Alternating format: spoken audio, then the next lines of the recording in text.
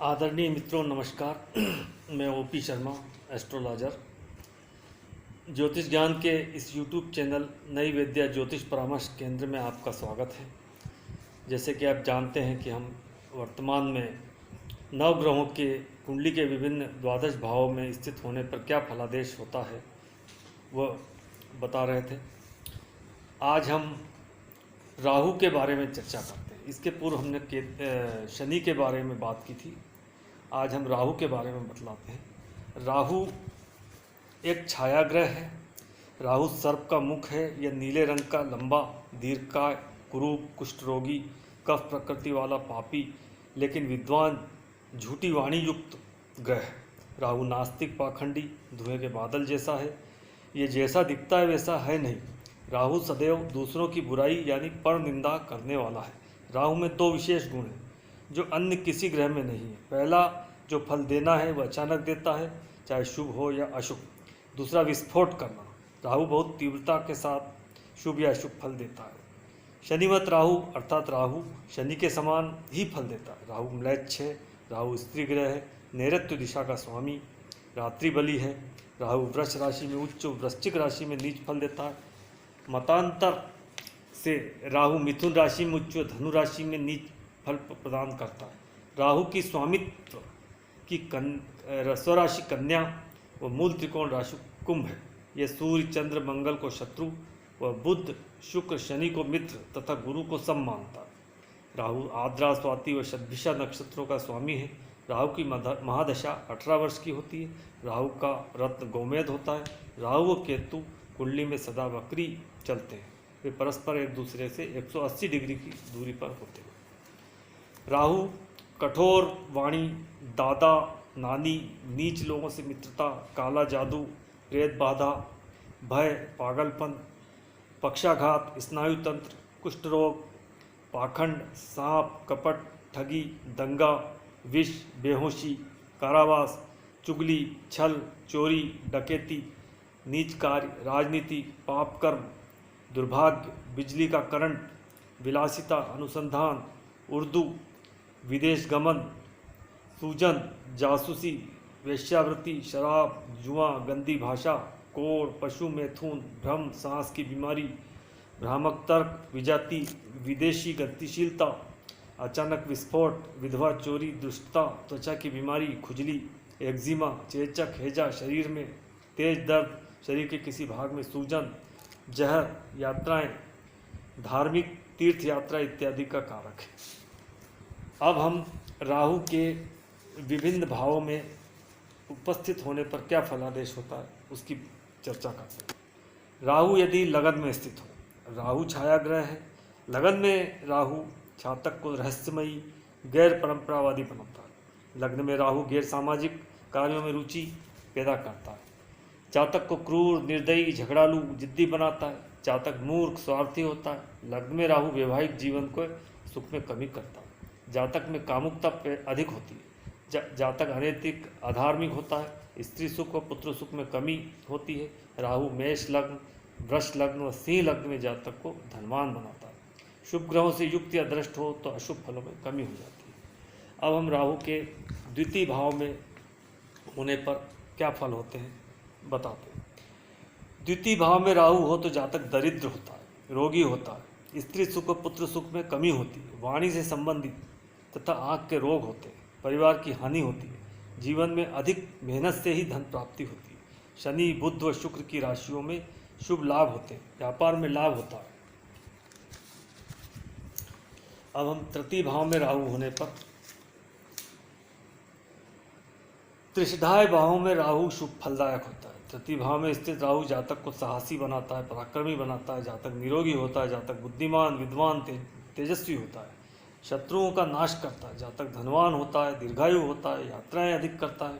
पड़ोसियों से संबंध अच्छे होते हैं। लेखन प्रकाशन से धन लाभ प्राप्त होता है। लेकिन अशुभ ग्रहों के प्रभाव से भाइयों से विरोध रहता है। धन में कमी होती तथा मानसिक पीड़ा बढ़ जाती है। राहु हमेशा तृतीय, षष्ठ और एकादश भाव में शुभ फल प्रदाता होता है।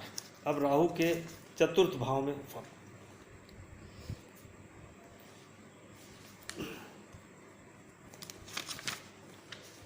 राहु चतुर्थ भाव में बैठा हो तो जातक मूर्ख, क्रोधी, झूठ बोलने वाला, अविश्वासी होता है, रोगी होता है, अल्पमित्र वाला होता है, जीवन में सुखों की कमी होती, मानसिक अशांति रहती, माता का प्यार नहीं मिलता, मकान वाहन सुख प्राप्त नहीं होता, जातक भाग्यहीन होता है, शुभ ग्रहों की युति दृष्टि से अशुभ फलों में कमी हो जाती है। राहु का पंचम भाव में फलादेश। पंचम भाव में राहु हो तो संतान से कष्ट प्राप्त होता है। यदि मंगल युक्त दृष्ट हो तो संतानहीनता होती है, विद्या प्राप्ति में कठिनाइयाँ होती है, बुद्धिमत्ता में कमी होती है, जातक को संबंधियों से, मित्रों से धोखा मिलता है, जातक को हृदय पीड़ा होती है, पेट से संबंधित रोग हो जाते हैं। यदि शुभ ग्रहों की युति दृष्टि हो तो अशुभ फलों में कमी हो जाती है। राहु का षष्ठम भाव में फलादेश। त्रिष्ठाय भाव में जैसा कि राहु शुभ फलदायक होता है, जातक साहसी, पराक्रमी, ऊर्जावान होता है, जातक को रोग नहीं होते, शत्रुओं पर विजय प्राप्त होती है, कर्जे नहीं होते, जातक दीर्घायु होता है, बुद्धिमान होता है, विदेशियों से या विदेशियों से धन लाभ होता है, जातक धनवान होता है, पारिवारिक सुख समृद्धि होती है, वाहन सुख प्राप्त होता है, सरकार से भी लाभ होता है। यदि राहु अशुभ ग्रहों से युद्ध दृष्ट हो तो शुभ फलों में कमी होती है, अपमान अपयश होता है, मानसिक तनाव रहता है। राहु का सप्तम भाव में फल। सप्तम भाव में राहु हो तो जीवन साथी के गुप्त अंगों में रोग होता है। सप्तम भाव में राहु अन्य जातियों में विवाह का सूचक है। जीवन साथी क्रोधी होता है, आलसी होता है, परिस्थितियों में रुचि रखने वाला होता है, वैवाहिक सुख की कमी होती है। राहु अलगाववादी ग्रह है। सप्तम भाव में राहु हो तो तलाक की संभावना सबसे अधिक होती है। शुभ ग्रहों की युति दृष्टि से अशुभ प्रभाव में कमी होती है। अब राहु का अष्टम भाव में फलादेश।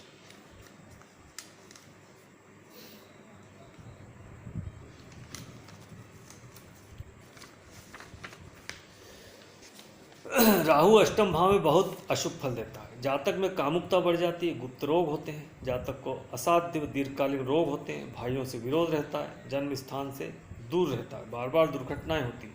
अष्टम भाव में राहु अल्पायु देता है। यदि राहु पर शुभ ग्रहों का प्रभाव हो तो अशुभ फलों में कमी होती है। विदेशों से या विदेशियों से संबंध के कारण धन प्राप्त होता है, लेकिन अष्टम भाव में स्थित राहु सदा अशुभ फलदायक ही होता है। राहु का नवम भाव में फल। नवम भाव में राहु हो तो जातक भाग्यहीन होता है, जातक पिता से घृणा करता है, अनैतिक कार्य करता है, नास्तिक होता है, धर्म को नहीं मानता, कंजूस होता है, यह पितृदोष पैदा करता है, जीवन साथी से संबंध खराब होते हैं, वैवाहिक जीवन में कष्ट होते हैं, पर स्त्रियों से संबंध होते हैं। यदि शुभ ग्रहों से युद्ध दृष्ट हो तो अशुभ फलों में कमी हो जाती है। राहु का दशम भाव में फल। राहु दशम भाव में हो तो अशुभ फलदायक है। जातक को व्यवसाय में हानि होती है, नौकरी बार बार छूट जाती है, माता का प्यार नहीं मिलता, मकान, जमीन, जायदाद, वाहन का सुख प्राप्त नहीं होता, बेईमान, चरित्रहीन, पातुनी, गैर परंपरावादी, गैर सामाजिक तथा अनैतिक कार्य करता है, विधवा स्त्रियों से, दासियों से संबंध बनाता है, जातक के मान सम्मान में कमी होती है, धन का नाश होता है, लेकिन जातक की रुचि राजनीति में होता है। यदि शुभ ग्रहों का प्रभाव हो या मित्र राशियों में स्थित हो तो अशुभ फलों में कमी होती है। राजनीति के लिए दशम भाव का राहु शुभ फल दाता होता है। दशम भाव में राहु होने पर व्यवसाय में, नौकरी में उतार चढ़ाव की स्थिति रहती है। अब हम एकादश भाव में राहु होने पर क्या फलादेश होता है बताते हैं। एकादश भाव त्रिष्ठाय भाव है। त्रिष्ठाय भाव में राहु शुभ फलदायक होता है। जैसा कि बताया गया कि 3, तीसरे, छठे और 11वें भाव में राहु अच्छे फल देता है। त्रिष्ठाय भाव में राहु शुभ फलदायक होता है। यदि राहु पर शुभ ग्रहों का प्रभाव हो तो जातक प्रसिद्ध होता है, जातक निरोगी होता है, जातक विदेशों से लोकप्रिय होता है, विदेशों से आयात निर्यात के कारण धन कमाता है, विदेशियों से संबंध के कारण ही धन की प्राप्ति करता है, जातक विद्वान होता है, जातक दीर्घायु होता है, संतान कम होती है। यदि पाप प्रभाव में हो तो जातक को कंधे, बाजू व कानों से संबंधित रोग हो जाते हैं। राहु का कुंडली के अंतिम भाव द्वादश भाव में फल। द्वादश भाव में राहु अशुभ फलदायक है। जातक धोखेबाज होता है, चरित्रहीन, गलत मित्रों की संगत में रहता है, जातक रोगी होता है, पैरों से संबंधित, नेत्रों से संबंधित रोग होते हैं, व्यर्थ की यात्राएं होती है, धन हानि होती है। यदि शुभ ग्रहों से युद्ध दृष्ट हो तो अशुभ फलों में कमी होती है। इस तरह से हमने राहु के कुंडली के द्वादश भावों में उपस्थित होने पर क्या फल होते हैं बताए गए। नमस्कार।